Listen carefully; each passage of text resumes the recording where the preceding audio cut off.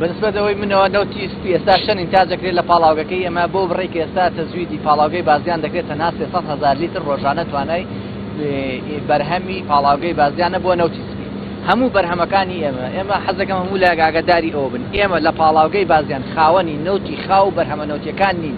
ئێمە تەنها کرێی پاڵاوتن لە حکوومەتی هەرێم وەردەگرین بۆ لە بەرامبەر پاڵاوتنی هەر بەرمیلەکان. نەوتی خاو حکوومەتی هەرێم بۆمانە نێرێ، بڕەکەی چەندە، چەندمان بۆ نێرێ، زیایی دەکەن کەمی دەکەن لە دەسەڵاتی ئێمەیان نییە.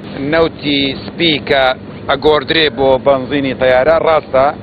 من نازام لێرە هێشتا پرسیارمان نەکردو ئایا لێرەش ئەیکەنیان نا ئەیکەنایەوە. لێرەش ئەکرێ بەڵام پێویستیاتی کوردستان ئەوەندە نییە کە پێویست با ئێمەش بەڵام لە کەڵک ئەیکەن و لەوێ ئەفرۆشرێتەوە بە نرخێکی گرانتر بەنزینی تەیار ئەفرۆشێتەوە لەوەی نەوتی سپی خاو و تەکیدمان کردووە ئێمە گوتمان بەشێک لە نەوتی سپی دێ و داوامان لە حکوومەت کردووە و هەفتەی داهاتوو کۆبنەوەمان دەبێت لەگەڵ حکوومەت و ئێمە تأکید دەکەینەوە کە پێویستە حکوومەتی هەرێم بڕێک لە نەوتی سپی بۆ هاوڵاتیان لەم زستانە دابین بکاتن بۆی بە هەردوو لا بتوانین هەم بە حکوومەتی فیدرالی هەم بە حکوومەتی هەرێم پێداویستەکانی خەڵک دابین بکرێت.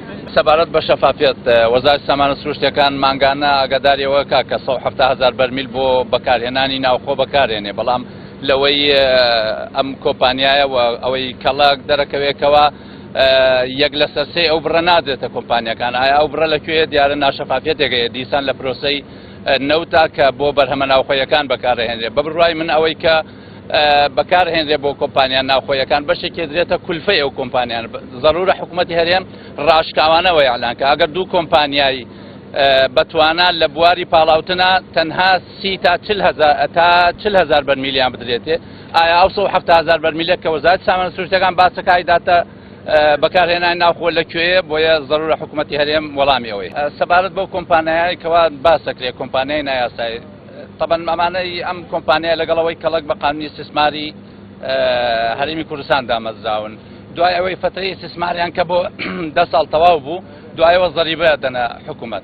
بەڵام ئەو کۆمپانیان ئەو پاڵاوگانەی کە بە نایاسایی بۆ ڕاکردنە لە چ باجی دەرامەت بێ، بۆیە حکوومەتی هەرێم ضرورە ئیعادە نەزەر بکاتەوە لەو کۆمپانیانە، چونکە ئەوانە هیچ دۆلارێک هیچ دەخلێک بۆ حکوومەتی هەرێم بەرهەم نایەنن یان ناخرێتە خەزانەتی دەوڵەتەوە.